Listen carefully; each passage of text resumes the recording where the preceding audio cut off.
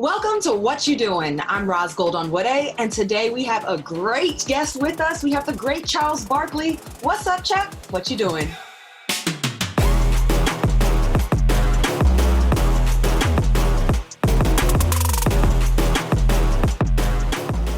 One of the ways a lot of us used our time during this quarantine, we all watched the Michael Jordan doc, and it's over now, but we're still talking about it. Do you feel the Jordan documentary portrayed events and people accurately and fairly?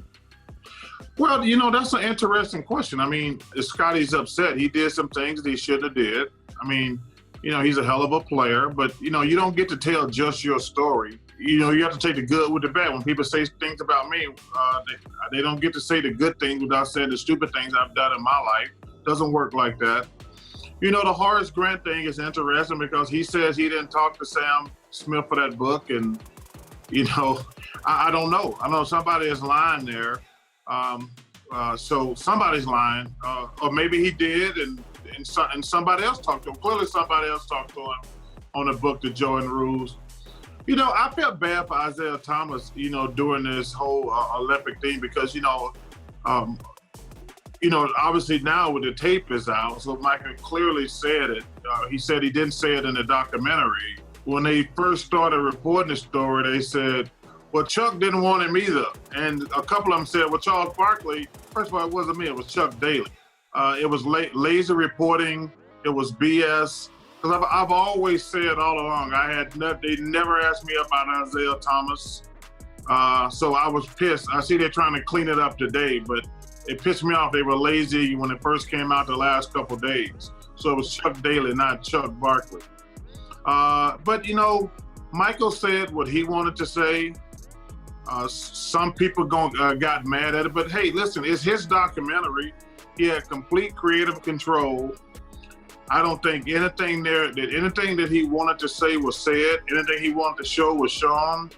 So if anybody have a gripe with Michael, they should probably talk to Michael. I'm not going to defend Michael or say bad things about him because, hey, the guy's the greatest basketball player I've ever seen. Is that the only way to win? No, that's not the only way to win, but that was his way to win. And that team won 6 championships out of 6. They're one of the greatest teams ever, and nobody can take that away from them. I just felt like when the doc came out, Isiah tried to defend himself, and I felt bad because, the critics were going to jump on him. Listen, and I've told Isiah this, I think they made a mistake not shaking the Bulls' hands. That was a mistake. But other than that, I thought he was portrayed unfairly. When Michael said he didn't say it in the documentary, I believed him. But now, obviously, there's some tape that came to light and he just didn't tell the truth, plain and simple. It's so funny. I've been asked that question a million times since '92 about Isiah. And listen, let's be fair. Isiah probably should have been on the team because he was one of the best players in the game at the time. But listen, Michael was King Kong. He was king of the world at that time. To be specific about Isiah Thomas, not now in 2020 as we reflect on him, back then when y'all were all playing, was Isiah Thomas misunderstood as a player? I don't think that team was dangerous. I don't think it had anything to do with Isiah Thomas. That team was dangerous. I mean, you saw in the last dance, they beat the hell out of Michael the first 3 times before the Bulls beat them. It's been so long ago. I knew they were physical, but to rehash it and see how physical they were was incredible. And that's the thing, when we're trying to compare our era to today's game, it's a lot easier to play today. That's not a lock on anybody today. We got some great, great players today. But in fairness, if you got any common sense whatsoever, you got to say, man, it sure is a lot easier to play today. I mean, those fouls, and the thing that was interesting about that documentary, you had forgot about it for so long ago, those are just 2-shot penalties back in the day. There was no flagrant 1, no flagrant 2. They didn't toss guys out of games. I mean, that's the thing that I started laughing about when I was watching that documentary. I'm like, man, I've been broadcasting all these years. There's fouls that's players in the game today that we just kind of snicker at and laugh at. Well, if a guy did what the Pistons did, not only will they get suspended for the game, they get tossed for the game, they probably will get suspended for multiple games. So if there was to be another huge documentary, what would you like to see it done on? Oh, I don't care, Ros. Listen, I actually think it's silly. I mean, seriously, I think it's silly that we got a bunch of 60-year-old guys arguing and upset that something happened 30 years ago. It's really got to be silly at this point. Nah, Chuck, because you know, as a competitor, sometimes some of them pains, some of them missed opportunities, they stick with you. Nothing of those pains you felt in your career, you don't ever feel them or think of them ever, even lightly? Lightly, not enough to be mad or angry 30 years later. I mean, they probably affected me probably for a couple years for sure. Losing to the Bulls in the finals, when they won the championship, losing to the Rockets in 2 7-game series, when they won back-to-back championship, those hurt. But like, that was in the 90s. That was 25 years ago. I mean, if something still bothered me that long ago, I got some issues. You know, Ros, when you play sports, there's always these unwritten rules that whatever happened in the locker room stays in the locker room. Mm-hmm. Well, you see why. Because if you think about it from a common sense standpoint, that team won 6 championships and they hated each other. Can you imagine how bad the crap is on the other team? Think about it. The players didn't get along. They hated the general manager. The coach and the general manager hated each other. They had all this bickering. They had fights among themselves. And they won 6 championships. I see. That's why we keep stuff in the locker room. That's why we don't do these documentaries, because, you know, fans want it to be like, well, you guys make a lot of money. Everybody gets along. It's caviar and roses and it smells great. And I'm like, yeah, if you guys only knew the stuff that went on. You can't seem to avoid the GOAT conversations. And a lot of times it kind of comes to LeBron and Michael Jordan. Now, I recently saw that you said LeBron reminds you a lot more of Magic Johnson. But just for the sake of coming back to this age-old and forever standing comparison of 2 amazing players in Michael Jordan and LeBron James, I want to speak to you as an expert kind of on the intangibles of their game. It's very easy to look at rings and look at MVPs and all-stars. I'd rather look at the intangibles. So who do you think did a better job of making their teammates better? Probably LeBron. Well, he's probably a better playmaker. Yeah, he's definitely a better passer playmaker. Yeah. That's why I compare him. That's why I don't even compare LeBron to Michael. The closest I've ever seen to Michael is Kobe. Just a cold-blooded assassin who's going to cut your throat out. To me, LeBron is closer to Magic. He's a all-around guy. He's going to get you points, rebound, and assists. If I need a basket, I'm going to Michael or Kobe. If I want a defender, I'm going to Michael or Kobe.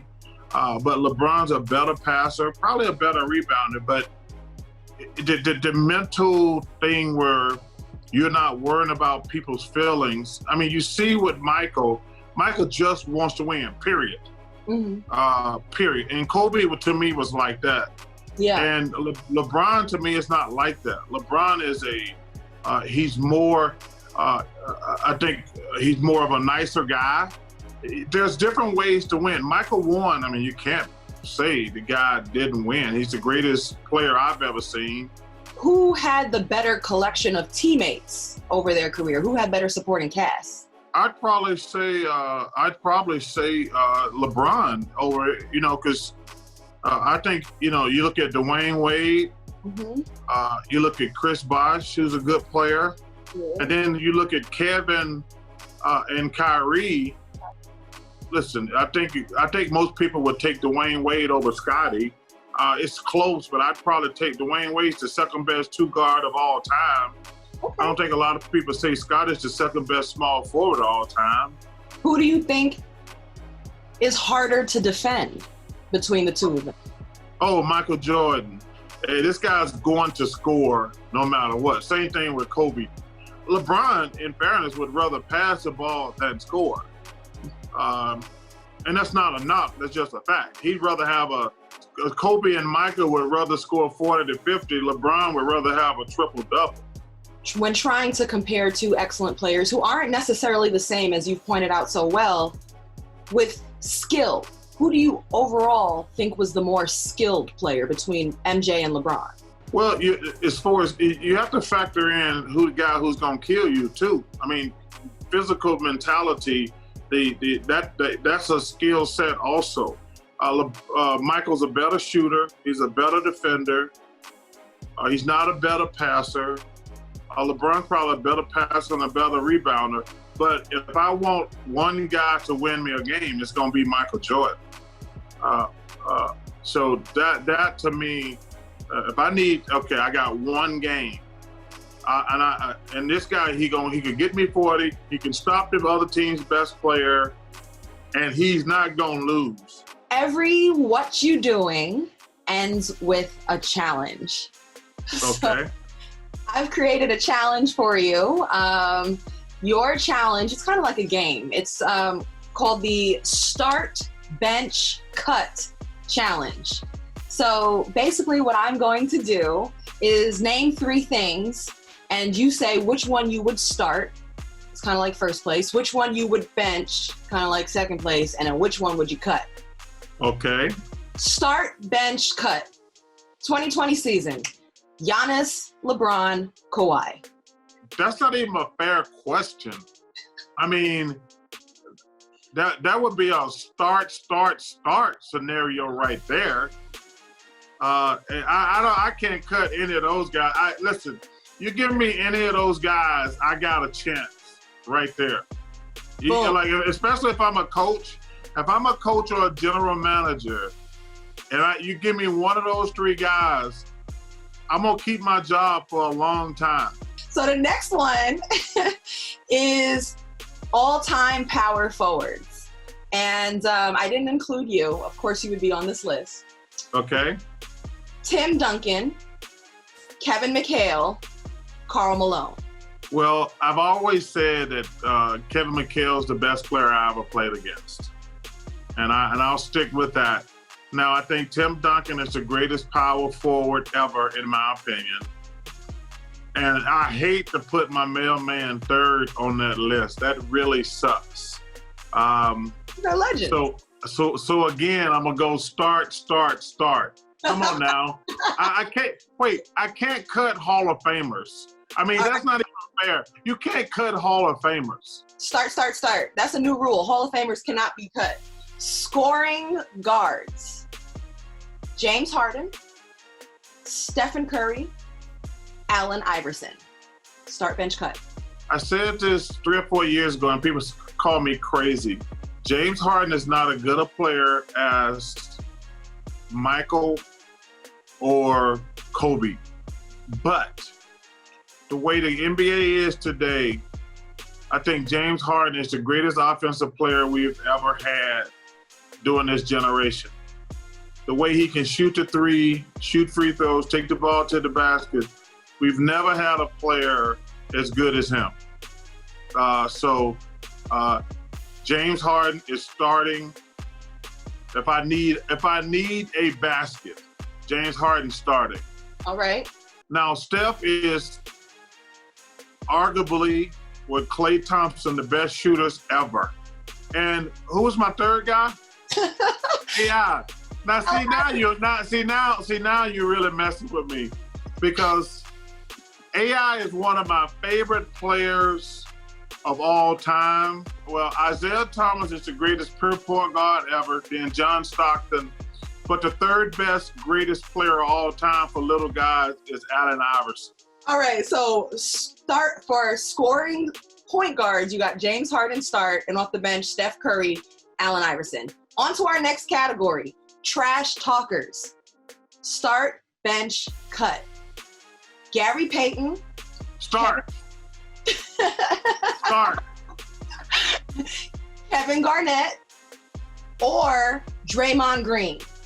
Start. Kevin, hey, those guys cannot touch the glove. Those guys are bench warmers.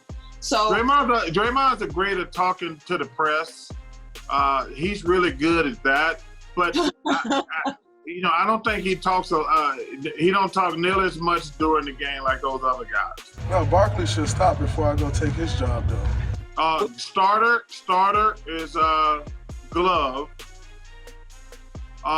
Bench. Barnett is a bench, and we're cutting Draymond. So you haven't cut nobody in this game so far, but Draymond Green. Yeah, but anytime I get to mess with Draymond, I got to do it. All right, Draymond, we have so much love for you, but I love Draymond too. He's more, and I hope he's having fun with me like I'm having fun with him. Mm-hmm. I really hope he does. All right, so this is a really hard one for you. Ready for it? Yes. Start, bench, cut. Ernie Johnson, Kenny Smith, or Shaq? Well, first of all, I'm gonna start Ernie. I'm gonna bench Kenny. Wait, and I'm gonna cut Shaq. But the last category is desserts. Start, bench, cut. Cake, donut, or ice cream? I think Krispy Kreme is the greatest dessert ever invented. So donut is definitely starting. I'm gonna bring ice cream off the bench. Well, I have no idea who won or how to evaluate your performance in our challenge because we just made it all up as we went along. Well, it was a lot of fun. Yes. It was great to see you. So good. Listen, you're a very talented lady. I really enjoyed working with you. And I know you're going to keep doing your thing because you got charisma, talent, personality. You got it all. So we need to see you on TV even more. Thank you so much, Chuck. That means the world from you. So I don't want to be emotional. Let's close the show before I think something in my eye. Let's close. Thank you for joining. What you doing? It was a pleasure to see you and talk with you. Thank you so much, Chuck. Thank you. Okay, baby. Okay, listen. Take care of yourself. Thanks for all you did for me too. Thanks for watching ESPN on YouTube. For live streaming sports and premium content, subscribe to ESPN+.